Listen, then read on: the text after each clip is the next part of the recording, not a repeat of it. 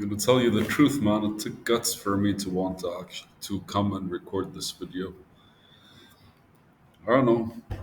Uh, Finding consistency in this is very new to me. I'm used to recording my thoughts and actually like having like a daily slash weekly voice log of my thoughts and activities. For some reason, the video makes me feel exposed. Um okay, so today's conversation was. So let me go back to what I'm trying to do. We're building an e-commerce store, right? But the goal of this is for me to be able to build some form of community or some form of experience towards an outreach in order for my website that I'm actually working on to get there. Now there's a lot of guilt that's happening because I'm not directly working on my website right now, but the stack that I'm working with is giving me a hard time when I deployed it. It's not working. You can see the website, you can do some stuff. If you're already signed in, which is me, amazing. If you're new to signing in, something is wrong, and I have to take some time to research.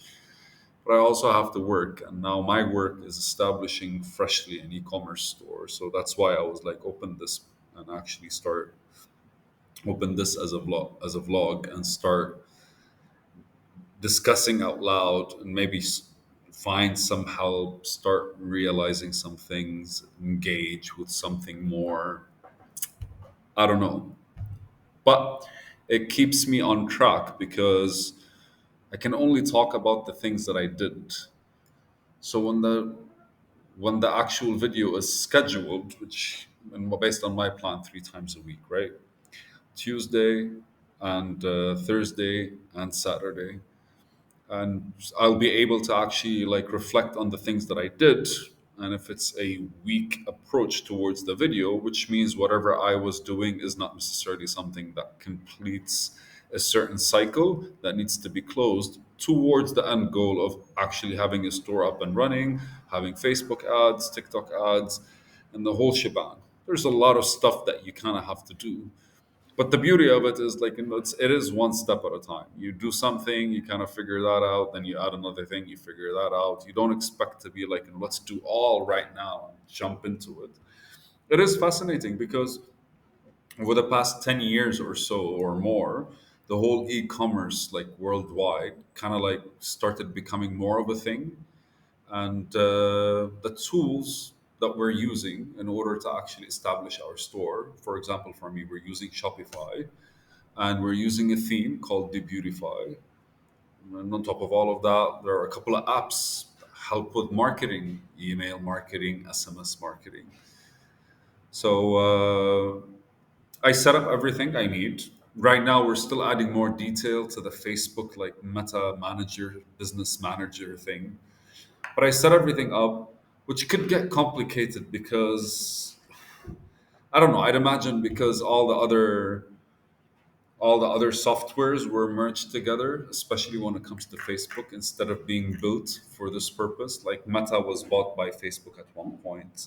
Was sorry, Instagram was bought by Facebook at one point, and then there's also Meta that turned out that was created in order to kind of like manage everything Facebook. So it's like they're stacked and compiled and complicated. Whatever. But for now, I want to talk about three things, and I tend to always choose the number three. It makes sense for me because if you always pick three things to kind of like discuss, you throw away the 50-50 thing.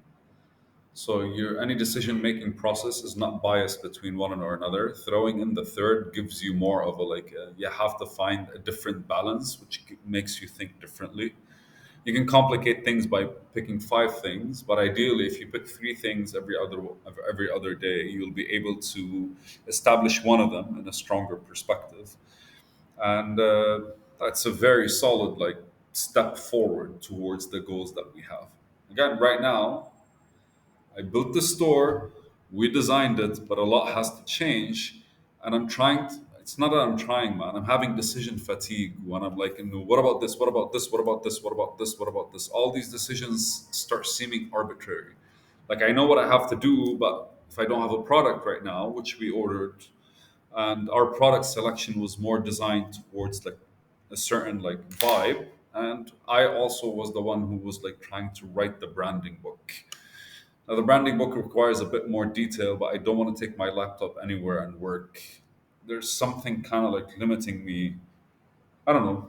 I just moved to a new place as well, so there's something that that's making me be like, sit at home, finish all the content you need to absorb for this to kind of work, and the basic stuff that I have to kind of fill until the products actually arrive. Because right now we ordered them and we're waiting for testing. So I'm hoping by the end of the week I'll be able to show you the things I got and explain to you more the brand and how I wanted to actually take it. So the three things I wanted to discuss was one, uh, dealing with partners, I want to say, or whoever hired me, whoever wanted me to do the job, because they trusted me or they didn't want to do it themselves, or they're just like they had some money on the side and they wanted to invest and they didn't know with what. And they saw how I've been working the past year to learn new coding, to learn new programming languages, and to build my own website. And they were like, this is a guy that seems to want to get something done, so we can actually rely on him. So dealing with that and handling them, because like there's a lot of emotion that happens, especially when they don't really understand what's going on, and you can't explain to them that, hey man, I kind of have to make a decision about what is the content that I have to write, like the copywriting content that I have to write on X, Y, and Z when we still don't have the products, right? Like it's a personal thing. And the fact that I'm making the brand myself and the brand book and everything about the brand kind of also like puts a certain amount of pressure. Like I said, decision fatigue, which is point number two, like decision fatigue. What do you do when you realize you're just burning energy instead of actually making a decision? And it's not about the decision itself, it's about the fact that you can't make it. Even if you make a decision, it's not going to be the right one. It's not. You're not like picking A or B or C. You have to make a decision and write something. So the more you think about it, the more lost you go because you don't have a stable base for you to test with. Like I have a functioning website, but it doesn't have any products. And when the products come, then we can actually look and be like, no, people are not enjoying this. People are not looking at it, and we'll be able to test. The third thing that I want to talk about is the marketing aspect of this. I should really like maybe with this video I like use one of the editors. I need to register for one of these editors and start actually doing it a bit more professionally. But for the marketing, which is the last one, is right now we're discussing solely email marketing, and we have an app for that. It's called Clavio, or Clavio, whatever. And that app is the responsive app based on the behavior of the consumers. And what I learned this week is there are different kinds of behaviors for people when they actually enter your website. Each one is supporting is a different mindset in the approach. So you have your shop and somebody comes to you, and some people just browse and fuck off because you did good on the advertising, but you did not succeed to actually like nail them. And some people actually pick some stuff because they like the product, but they weren't that motivated to actually go the extra mile. Some people would like click to buy, fill their carts, just different things.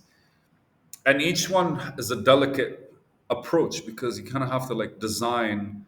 If somebody does this and doesn't then leaves the website, then you kind of have to send them an email or her and like engage with them in a different way uh, in order to convince them to come. And then the brand voice, how to speak to them and what we're trying to like express kind of comes out. So that led me to see a different like train of thought that I didn't expect to have. I was like, oh, I was just going to do advertising. It's like, nah, because I am building everything from scratch. And I am basically the technician that's building the website, incorporating everything together. I'm also going to be the content creator. I'm also going to be the photographer, man. Uh, it's a good thing they invested in a phone for me in order for me to be able to like have a better phone to access these things and download the apps that I need. Fuck me, dude, right? Like, that's a lot of stuff that you have to do, and I need to level up in the process in order for them to be more effective and efficient in how I'm doing them. So, these are the three things, and I'll try to split them over the next three videos, I guess, and what my thoughts are about them. This will be my focus this week, even though I'm setting everything up, but it's just like more information and waiting the stuff to come. So the three things we're going to be discussing this week are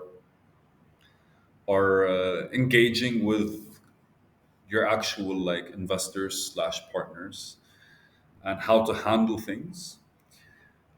Second is the brand and the management of the brand.